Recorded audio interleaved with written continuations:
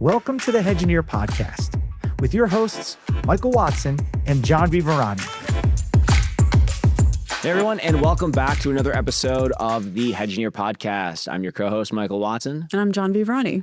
And this is the show where we talk about technology, data, AI, and asset management, hedge funds, and what the latest and greatest is and what we're seeing on the ground floor, deploying that across, a dozen asset managers right now. So, Jhanvi, what's new in the week of AI? Yeah, I feel like we've had a very busy week. I mean, we're filming on a Sunday, so that is pretty indicative of how busy we've been this week. We've been doing a lot of really interesting training sessions and connecting with clients on helping them scale AI. So I'm very excited to talk about that. But before we get into that, I think that this was also a really interesting week for open source models. So be remiss if we didn't talk about that first. Yeah, I mean, we can go right to Kimi K3, released earlier in the week. It actually won in Arena AI's front end coding across both Fable and Soul, which is pretty wild. Yeah. And it's gone to the top of, at least like top 3 in all of like the harder suite SWE software engineering evals. I've used it myself for a little bit. It was very, obviously like pretty impressive. It was very wordy, but I was only using it with a temporary account yesterday, and it looks like they stopped access to it today because they're saying that they're just overwhelmed in terms of the servers that are hosting it. It's supposed to go out open source at the end of the month. I think it's July 27th or something like that. So it'll be really interesting to have a frontier model like K3 available for others to host. But yeah, it's interesting to see like what that means for the frontier labs and how they respond. I think that I've been listening to some of the videos from the CEO at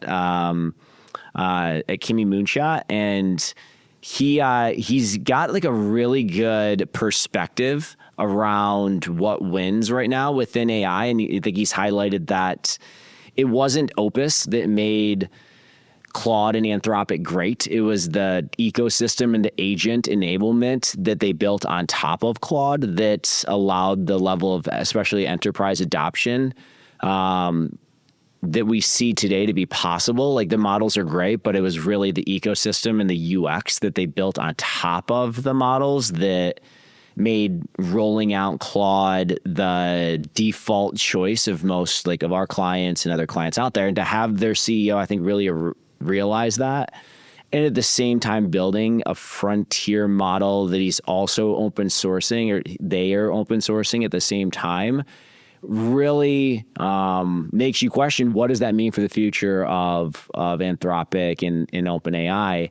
And it touches on a lot of things we've been talking about, at least for the last several weeks, if not month, around they have more and more incentive to create lock-ins within their ecosystem, not as a function of being like malicious, but just a function of the way that they finance the business. They have somewhat of a moat to protect. And the threat that like an open source frontier-like model from K3 represents. Now, I think that it's kind of tough to tell like what is hype, because like when I was using it, it was slower. It was very verbose. I didn't get like a wow feeling like I was maybe anticipating, but like assuming that most of the benchmarks right now are accurate and the model's not just like hyper tuned specifically for evals, which that very well could be the case. It's definitely a eye-opening moment for anybody that's like pushing out enterprise AI and looking at bills, looking at costs, thinking through like long-term strategy, how to avoid vendor lock-in, with something that's like so impressive coming out that's at least planned to be open source for the model weights within the next 2 to 3 weeks. Yeah. And I feel like the conversation around open source models, their efficacy in comparison to these frontier models has been a topic of discussion for a very long time. And I think the sentiment has always been the gap between the efficacy and usefulness of the frontier versus open source is getting slimmer and slimmer.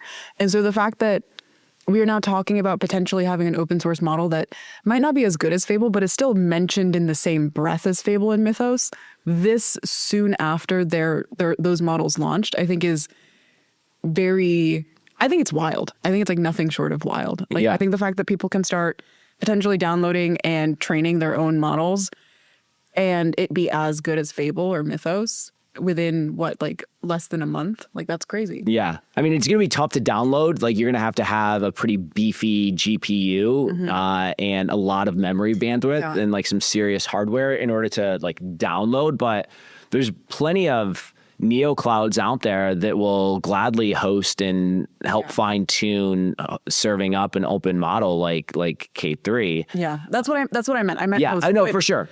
To your question, like, what does this mean for the frontier models? Like, Google has always been, in a lot of ways, an AI forward company, right? Like, their research department is obviously the one that came out with the Transformer paper that started this whole thing. But their entire business model is they make a ton of money on advertising.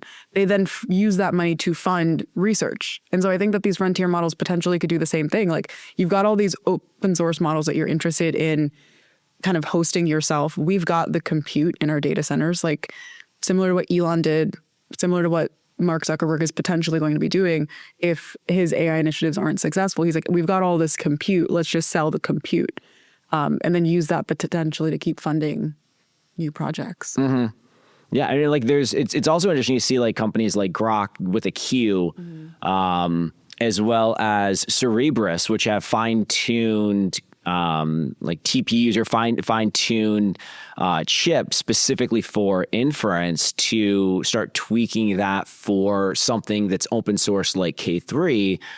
And you're going to start seeing some really interesting performance benchmarks, I think, between in terms of tokens per second between K3 versus a Fable versus a Soul within like 5 to 6 months, because there's a lot of startup hardware vendors or a lot of neoclouds out there that can start getting their hands on an open weight model, doing some investment into the infrastructure layer to specifically fine tune for some of these models that you're not going to get that kind of upstream innovation in the hardware layer for in closed source models like a ChatGPT or Anthropic model. So like, will the community start enabling faster token per second as a function of having these open weight models as well? And then getting back to like what their CEO is saying around Anthropic winning on the agents, not necessarily on the models for like really their true differentiator. If for example, K3 really, if Kimi really understands that, I think that the UX and tooling that can come out of open source within a model that's also open weight, I think you're going to see a lot of explosion of innovation there. Like Claude Code, it's trivial for what it is fundamentally. You see, like the CEO at Databricks came out with their best agent harness model combination was Opus plus Pi, not Opus and Claude Code. Because I mean, Pi is its own like it's a very extensible CLI coding agent. It does not come with batteries included, but when you start adding in your own batteries and modifying your own harness with Pi, you're going to see higher performance than what you're going to get out of a generic Claude Code pre-built system prompt. Once you have enough attention on top of that. And so if you get the community starting to create like custom forks and custom builds of things like Pi or open code, starting to fine tune for a model that's built with agents in mind within K3, and then start having more customized hosting options in neoclouds and more innovation coming from like Cerebrus specifically with K3. And I'm sure there'll be something coming out pretty soon with that. The token per second, the cost, the quality, the flexibility and customization that you'll get with different harnesses, the ability to be able to move across clouds for where that's going to run. And starting getting more embrace from your hyperscalers like a Microsoft, your AWS, that like they don't necessarily have too much skin in the game in terms of any one of these frontier labs. That there's just going to be so much, and they also, by the way, have incredible distribution, right? So like, if you think that Claude has a headway on ChatGPT or OpenAI because they just have better enterprise distribution, you never want to go head to head on distribution for the enterprise against Microsoft. Like they have every single, I don't know, Fortune 10,000 in the world, with the exception of like the small pocket of Google users within maybe the Bay Area, that you can't go head to head with distribution on Microsoft. And so when they realize like, oh, I got an open source model, I have tons of innovation going on within the entire hardware stack, I have distribution, I can pick and choose my agent harness. There's limited, like they could completely disrupt any sort of like lock-in effect that you think that Anthropic or ChatGPT might have. So yeah, like I think that this is great for us, for builders, for consumers of AI. I think it's awesome. But for people that are equity holders of a Anthropic or an OpenAI, I think it's definitely concerning. Yeah. How do you think of, so I think that a lot of people that are listening to this are probably thinking about how this impacts their strategy when deploying AI within their company.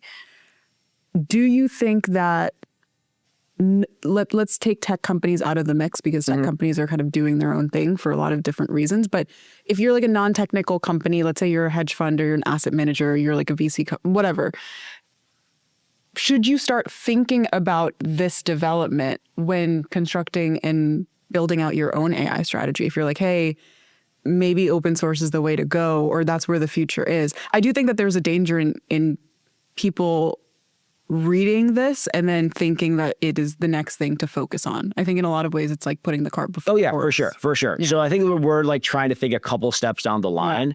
Tactically, I still would say go forward with an enterprise deployment of Claude. Yeah. But an important thing to do in conjunction with that is owning your own context. Yeah, exactly. Yeah. So like you own all of the observability data that your users create when they're using Claude, and that goes into your own data lake. You own all of the skills that are being created and shared across your team. That also goes into a skill library. You own the memories that are being distilled on top of that observability layer in memory.md files in your own environment. You own your own OKFs, your own open knowledge format for storing structured information about your business in your own repository. And all of those are mounted on to Claude through their distribution and integration channel, as opposed to being trapped within Claude, and you get the native experience, but you can't get it back out. So as long as you own your own context,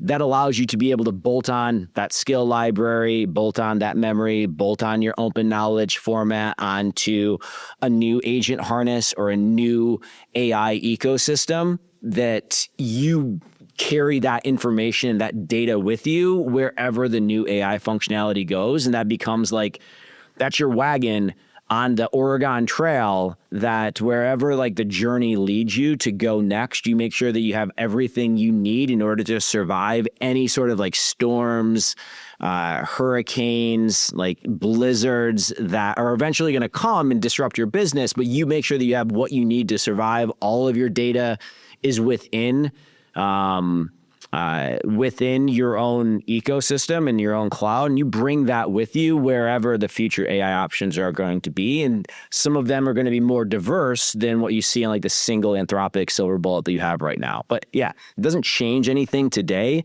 It just changes the way that you approach your deployments. Yeah, if anything, I think that the conversations that we've been having around owning your own context for literally years, like, becomes more important now than ever, because the model provider is no longer the most valuable part of your AI stack. The most valuable part of your AI stack is actually the context with which your team is building skills, your team is using agents. Like, the actual workflows that are happening with these models is way more valuable now than the model itself, because the difference between provider to provider is getting slimmer and slimmer, and it's constantly changing rankings. Yeah, 100%. Yeah. And that data can't exist in predefined context, like skills, OKFs, connect to your SharePoint, you connect to your OneDrive, connect to, if you have an RMS system, like you still want to make sure that you own all of that and you have it, but it doesn't have to fit in like a one size fits all like format.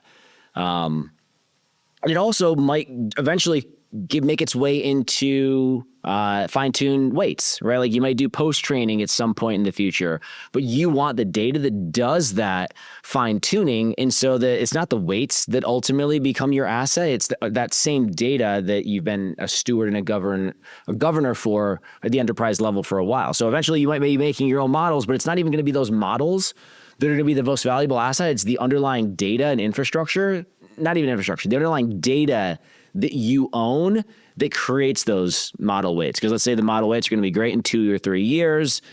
Sure, they're going to be basically obsolete once a new foundational open source model that you can fine tune on top of becomes available. You then basically retrain and retune on top of that using your own proprietary data. So like owning your own context, owning your own data are synonymous.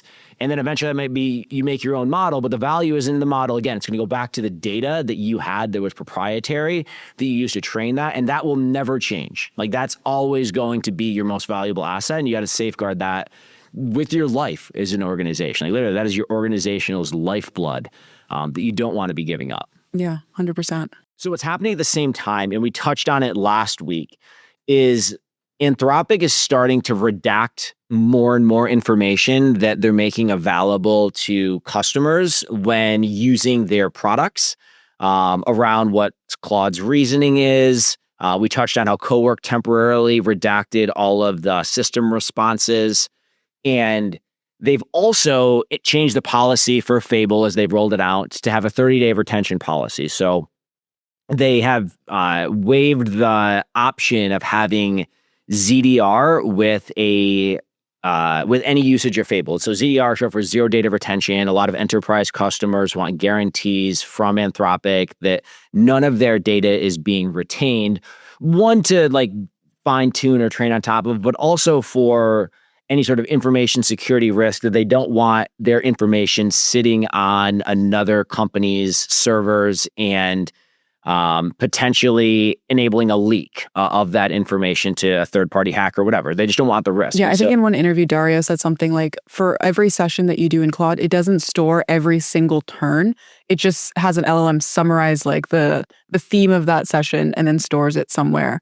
But it doesn't actually store everything. So you're saying that when you use Fable, it does store everything. Yeah, so with Fable for 30 days. And this is done out of a fear, or at least how it's been presented, of third parties like some of the frontier, like open source labs that are Chinese, distilling their models and creating a derivative product that has all of the insight information, model weights distilled for essentially zero cost relative to the training of these frontier labs, which is what people are debating if that's what K3 is. Now, there wasn't enough time between the release of Fable to K3 to be able to distill all of Fable, but I think it's generally believed that somewhere along the history of the Claude models and other ChatGPT models, there's been data sets that have been created that have user message, system reasoning, system response stored for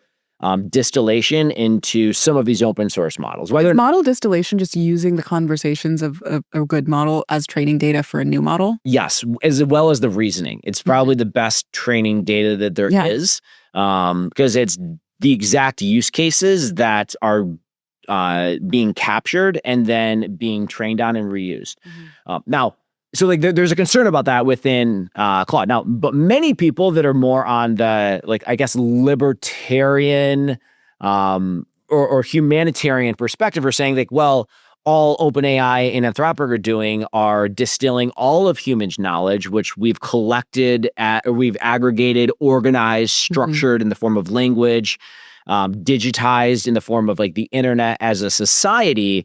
And that same knowledge that we own as humanity has now been distilled into these frontier model providers. And so distilling that into a derivative model is not something that's morally wrong or should be like considered wrong, because it ultimately came from human beings as a whole. So I think there's an argument to be made around that. And that it's not really stealing, because you can't steal something that was already theirs in the first place. Theirs being humanity's. So like if we ignore that argument and then we at least take the perspective of Anthropic especially the lens of an Anthropic equity holder, right, an Anthropic shareholder, they're very disincentivized of allowing all of the hard work, the money, the time, the effort that they've put into training their frontier models, same way with ChatGPT, to be quote unquote stolen by one of these open source labs. And so we want to prevent that. Now, how do we want to prevent that? Well, let's try to identify when it happens. And so we will, no matter what, anyone that uses our very best models, we're going to keep that for at least 30 days and observe it. And for some enterprise customers, that's too much for them. That's too much of a security risk. And we see a mixed bag within our clients. Some are like, hey, like we understand the risk that Anthropic does have this data. They've told us they're not fine tuning it. They are just doing summarization. It is primarily for security, and the benefits that we get as a consumer of AI outweigh those risks, and we will turn on Fable within our organization. Other clients are saying that, hey, like that information that's being included within the prompts is so valuable to us as an organization, and the risks associated to that being leaked so high that we do not accept that risk, and we do not allow Fable to be deployed within our audience. And generally, like, it's the very biggest firms that say no, and the ones that are a little bit more open to that risk, but they're like very leaning into AI that are allowing it. And I think I'm on both sides of the fence. Us as an organization, we're allowing our users to be able to use Fable. But ignoring that, what does it mean about the next Fable? And what are they going to redact there or limit on the ZDR policies? And my claim would be the next version of Fable will not be available outside of a locked down Claude environment. Like, you can only use Claude Code for web with the next version of Fable, or you can only use Codex for web in a locked down runtime for ChatGPT, because they put so much money into the frontier model. They have invested like their entire long-term value of their enterprise on sustaining the cash flows associated to that frontier model, that they cannot afford to allow people in their own like runtime, their own computer, start interacting with agents and pulling down all of this insight from this model and not lock that out. And so the same way that like Anthropic and ChatGPT seem to be the disruptors when it came to how people allow access to data relative to like a Bloomberg in our world, or other data vendors that really lock down the runtime where you can access their data. In their case, it's being the terminal. The next version of Soul and the next version of Fable will not be accessible in the way that we're used to consuming AI right now as Claude Code or Codex consumers in our local runtime. It's going to get more and more locked down into a computer that is hosted and managed within their cloud. It's going to be pre-configured with a lot of data that you already need. They're going to be willing to sacrifice a little bit on the value proposition and partner with really large data providers that will give them guarantees, and they can give those partners guarantees of like, your data is not going to get leaked out. We'll make sure that everything's locked down because we have more incentive of locking this down than anyone. And the future compute from these frontier labs is going to be a different experience than what we've had over the last, let's say, like three years of using AI, where we get to connect it to all of our local environments and have a heyday.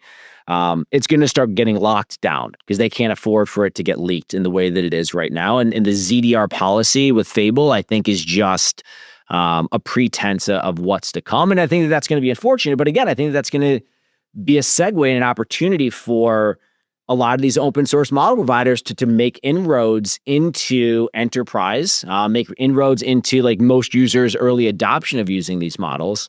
And it's unfortunate that it's going to be, it will be at like a cost of like the users of AI once they start locking it down. But yeah, the Claude Code and Codex and ecosystem and flexibility that we have today, I think might still exist for non-frontier models, but for the frontier models, those are going to be locked down in like the Anthropic computer, the ChatGPT computer, and it's not going to be accessible in the way that it is today. That's an interesting take. But I think the bar for how good that model has to be goes up substantially in order for people to actually use it, no?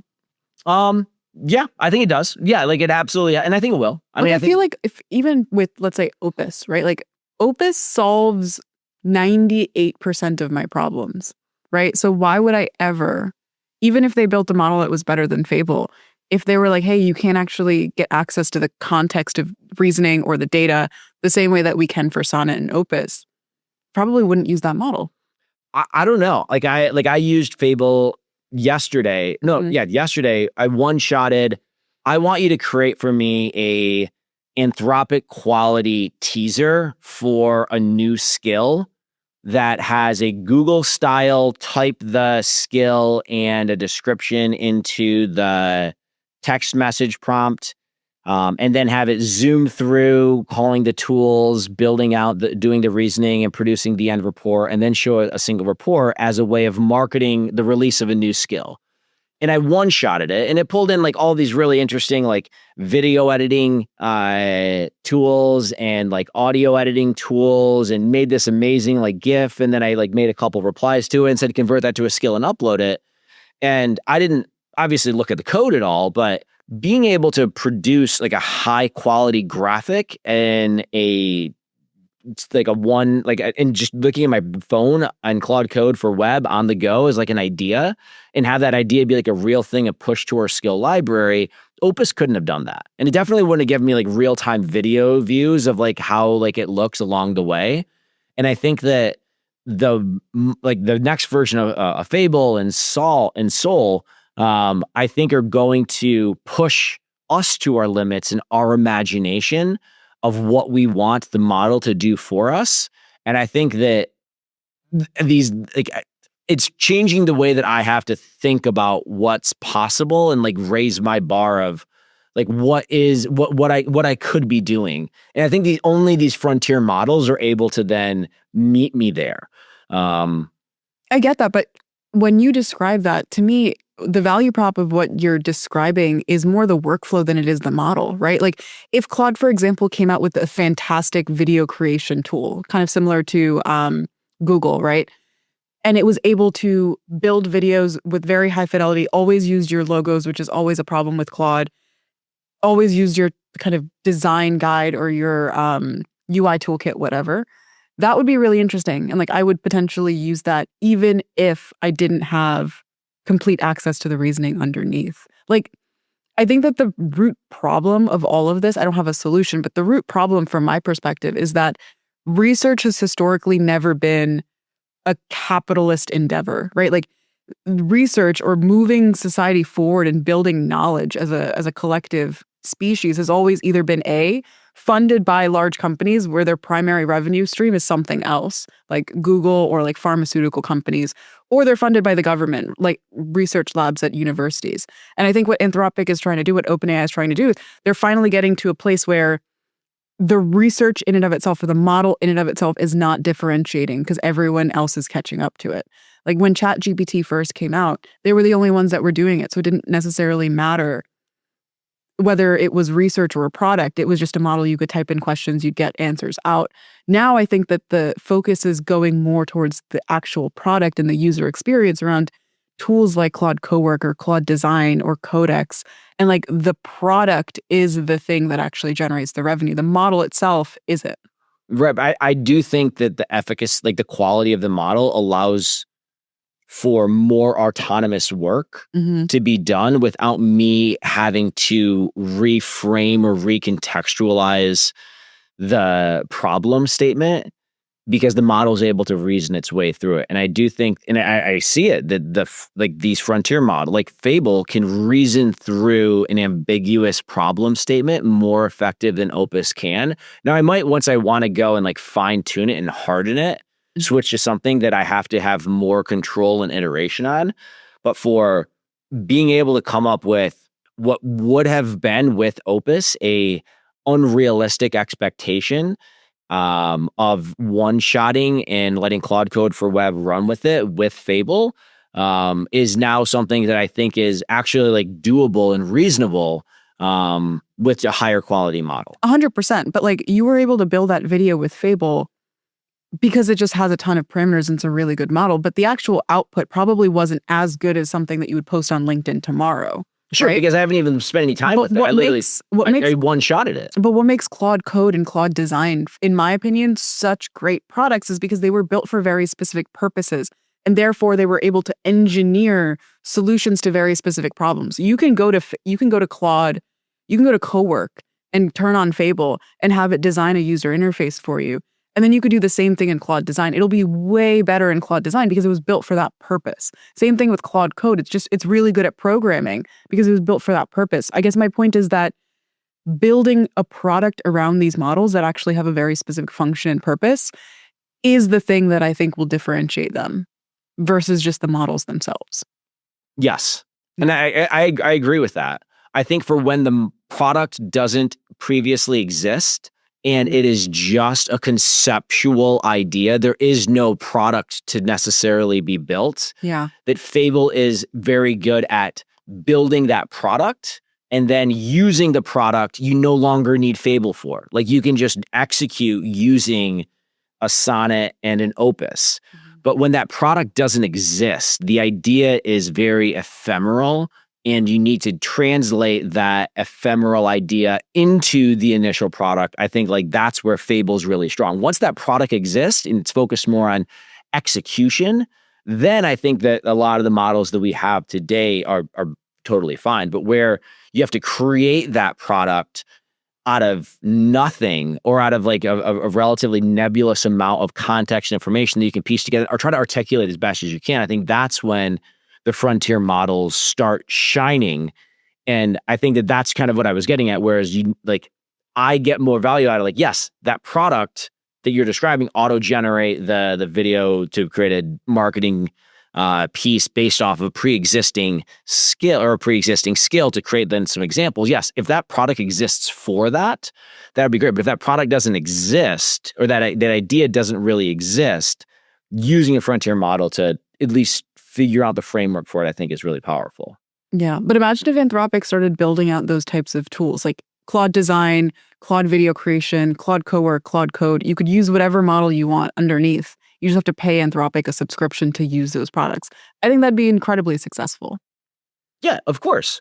Right. But also, that is pre-constructed context for the exact problem that I'm solving. Mm-hmm. So in a world where you already have context in the problem defined in the way that you're describing, with Claude Design, there is a tremendous amount of context pre-constructed specifically to do design work that's opinionated and has some element of taste that you get for free when you're using Claude Design.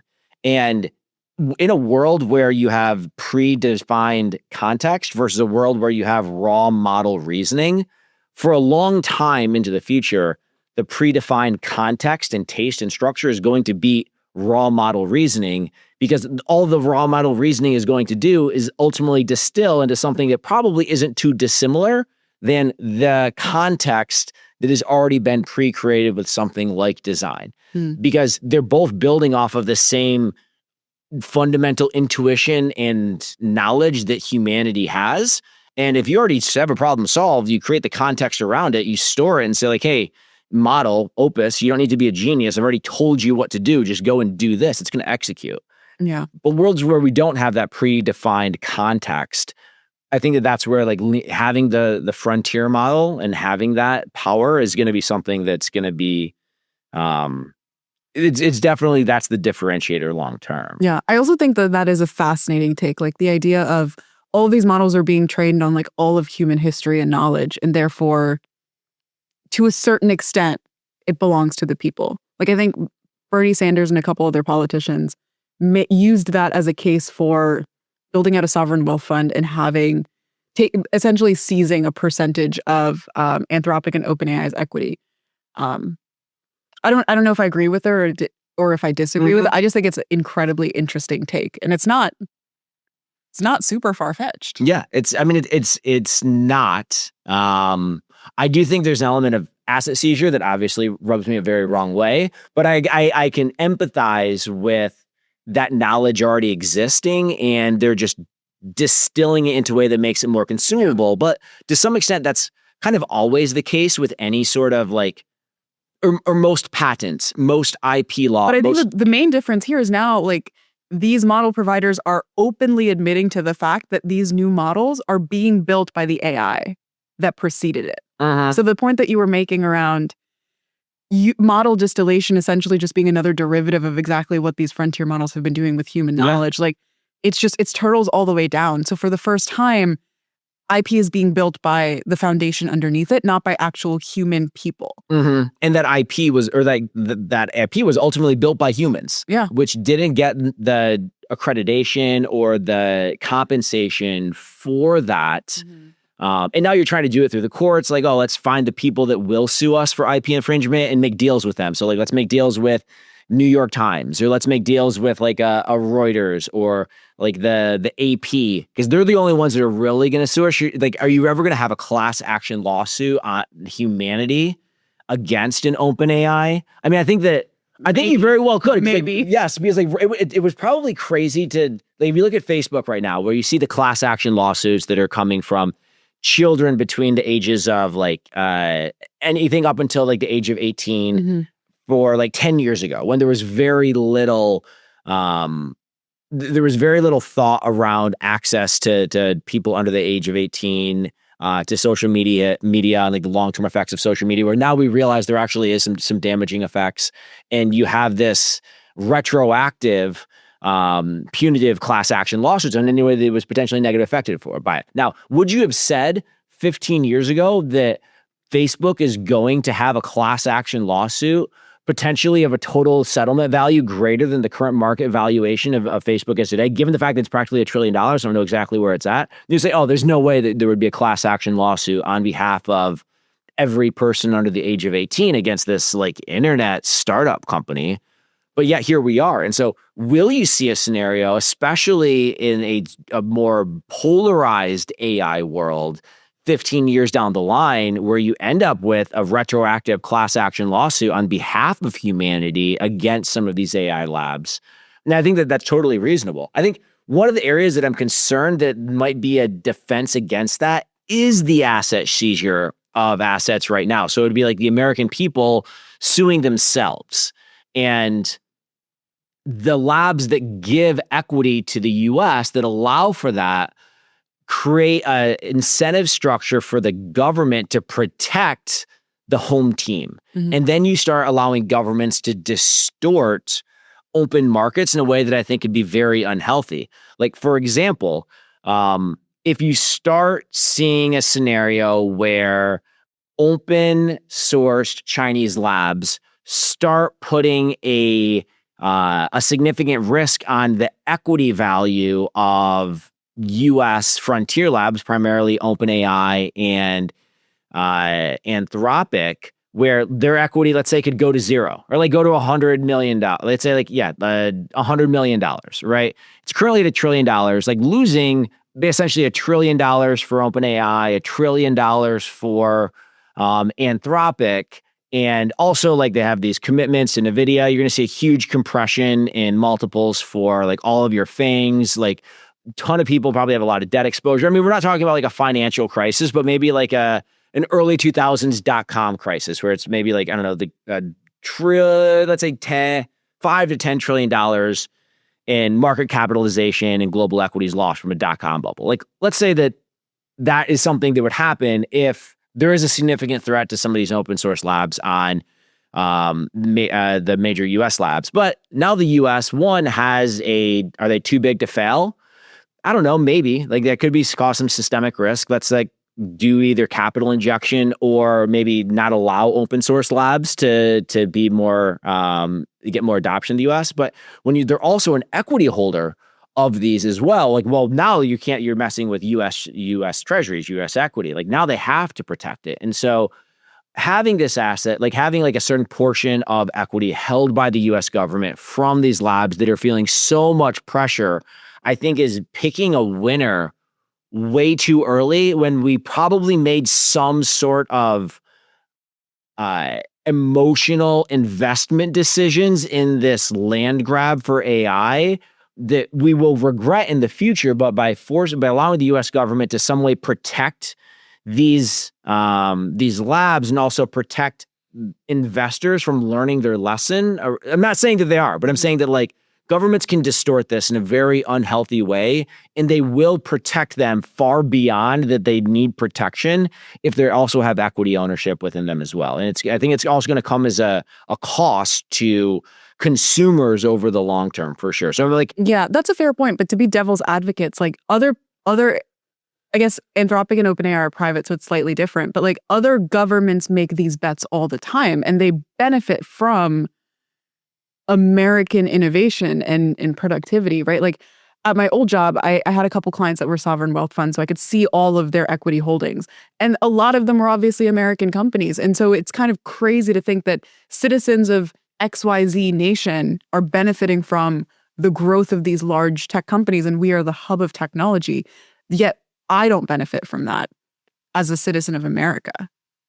That also seems counterintuitive. So yeah, we might be making a bet too early, but at least we're making a bet, which is we're not doing that at all right now. yeah, I'm not concerned about the bet. I'm concerned about the incentives of the bet, because it's not just making a bet, it's making a bet and to some extent controlling the poker table at the same time. Like you're the dealer, and the dealer in this case is the US government that also has, I mean, this is hyperbolic, they also have all the guns. They make all the rules, and they're the ones that nobody can ultimately disagree with no matter what they do. Now, we do have a judicial system, which is, I think, like the stalwart of like American society, and it's the Supreme Court, the whole judicial system of federal, state, Constitution, all of that. Like that's what makes this thing stay on the rails. And so that still does exist. But as you start allowing more federal ownership of private property in the United States, you start pushing those rules to an extreme. And so while I like the idea of allowing the American people to make a bet and getting some upside in the outcomes of their great country that they live in and the contributions of like their economy, it's the incentive that the government has that doesn't really have any rules, or like the rules are very gray on what it can and can't do, that turn it into something more than just a bet. And I personally am like, I'm morally, ethically against that type of public ownership and involvement in what I think is a thriving, incredibly dynamic, very diverse, special system that we have in US, like capital markets and like even labor markets, entrepreneurial markets, that I wouldn't want the government overstepping, especially in something that I think is so important to... And still kind of growing. Yeah, and it's so early, right? Like, what if we made a huge mistake in the early 2020s, and I guess now we're in the late 2020s, and we thought that the model providers were where all of the money was. And so we put all of this capital, not in the underlying hardware or in the energy layer, which we actually are now investing more and more of that. We thought it was like the model providers that were ultimately where the IP was at. What idiots. Didn't they realize that all of the information was publicly available on the internet that they were training on? And it just took a couple years to open source the underlying models that they were all using, which were commoditized, to be able to train and create these models. Like, how stupid were they to think that the equity value was there? I'm not saying that's the case, but like, what if we look back on this and we were completely wrong? And because we got government involvement too early, that we didn't actually learn our lesson until 15 years after we should have. But if we, like, let's say that's the case, we learned that, and we like, that's all like, oh, so obvious to us by the end of 2027. What an incredible awareness and like learning opportunity we just had as a society to be able to front run what otherwise other people are afraid of learning, because it hurts. It costs money. It's painful, but you learn from pain. And I would much rather be in that world of hurt and learning and knowledge than one where we're basically pulling a dead cart, or we're basically pulling a horse that's dead, trying to pull a cart for the next 15 years because we're too afraid to let our quote unquote national champions lose. Yeah, that's a great point. And we were not expected to talk about any of this, but I'm so glad that we did. This was a great side tangent. Before we close out, one of the reasons why we did push this taping to the end of the week is because we had a bunch of training sessions in the week prior, and we wanted to kind of reflect on that and talk about that. So how did you kind of like, as you were going through these training sessions, like what were the biggest takeaways from you that you think would potentially be interesting to share? Yeah, I mean, we do training a ton for different asset managers and funds. We went to like several this last week, just doing like Claude Code, some on just agent development, Co-work. a lot on co-work. Yeah, like a ton of stuff on co-work. I think what like a couple of my takeaways were there is a tremendous amount of expertise across enterprises that have deployed AI on how AI works from an application perspective, like specifically like Claude Code or Codex, depending on the organization that's deploying it, where users have gone very deep into these systems. Like there's people that talk about stuff on YouTube that you think that they're kind of the experts, but like the real experts are the engineers that have been living and breathing in Claude Code almost in silence or just amongst small teams on Slack within the enterprise for the last, I don't know, like 10 months that understand all of the tweaks. They've gone deep into like the JSON L structure of Claude Code. They've tried to like follow along with the open source leaks of how Claude Code's designed. They know all of the backslashes from rewind to branch to fork. They've done everything from like complex skills. They know like context structure. So like I was really impressed by not everyone, but every company that we've done a training with that has at least, let's say like, I don't know, 75 plus developers or quants that are using Claude Code regularly has maybe half a dozen bona fide Claude Code deep dive experts. Now that's not the majority, right? Like I'm only talking about like 10% of the audience, but there's 10% within like the top 10% of most organizations. AI usage is actually like very, very strong. And that's what I think I was really impressed by. Like that seemed to be consistent.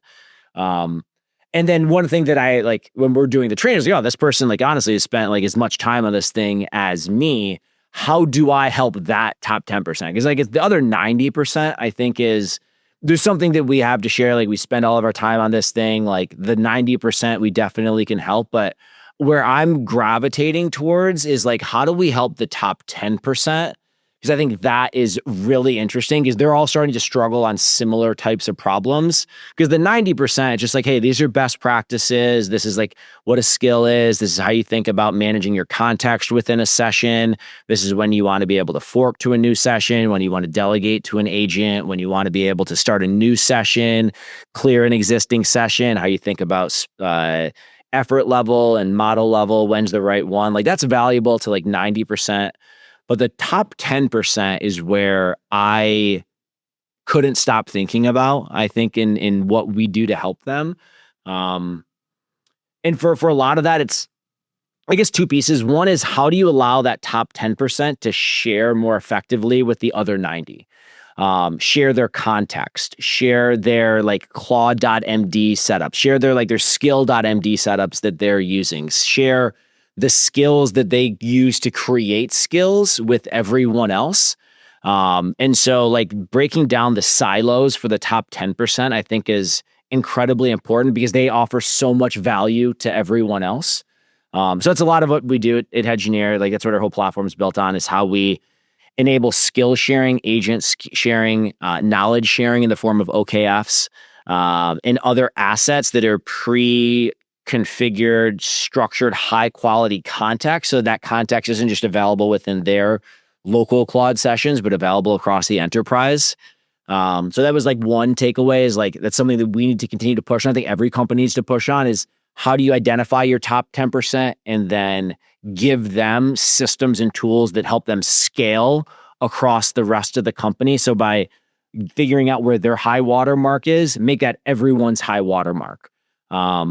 I think another element is just the role of observability, how you can also observe that top 10%. What are they doing that's different?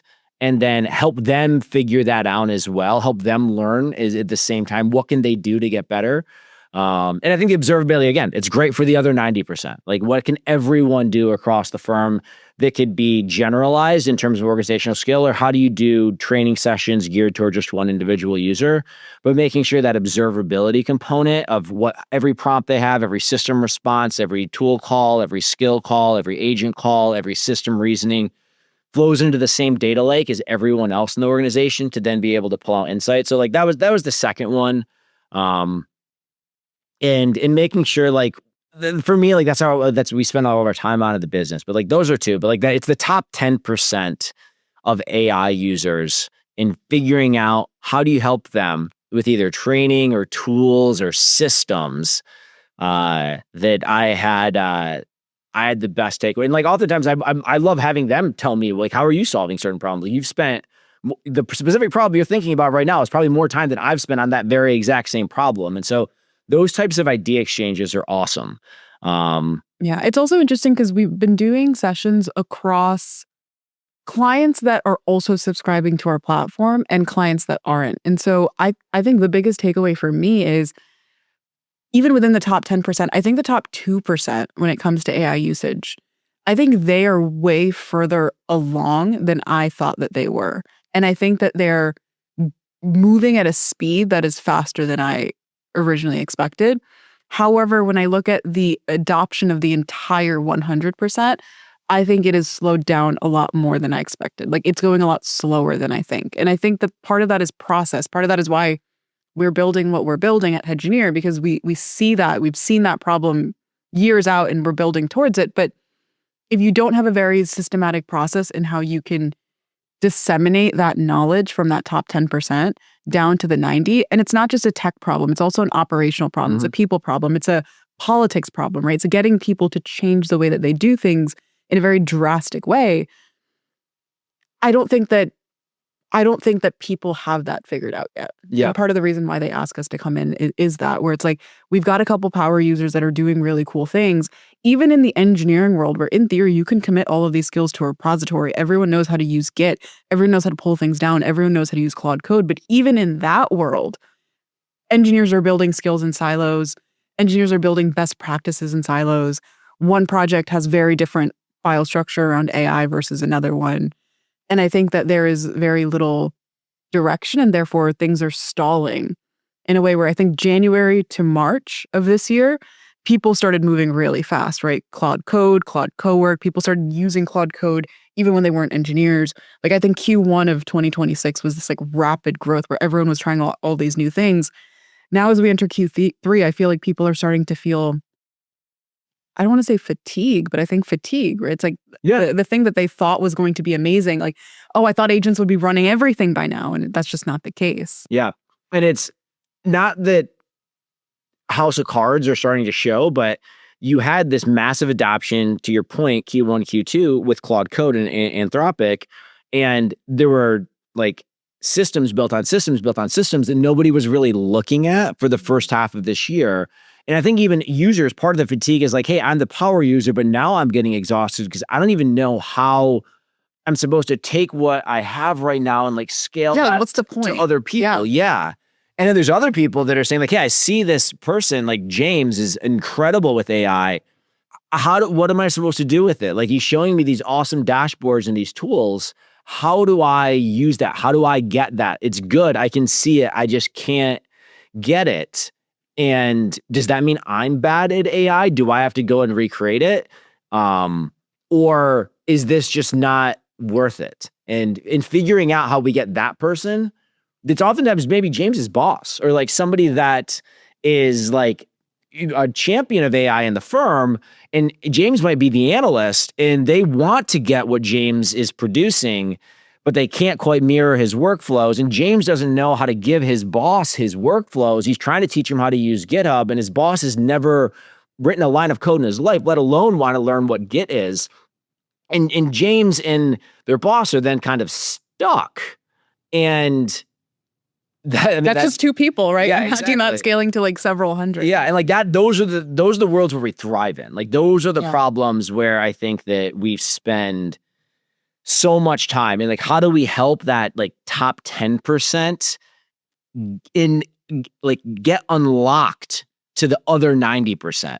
Because one of the things we've also realized is that we can't be the ones as an organization writing the skills, writing all of this great context, we can help kickstart that. And we can do a lot to be able to show best practices there. And like our AI research analysts are really good working with teams and like getting them up to speed. But there's a certain point where you need to be able to like let the bird fly on its own.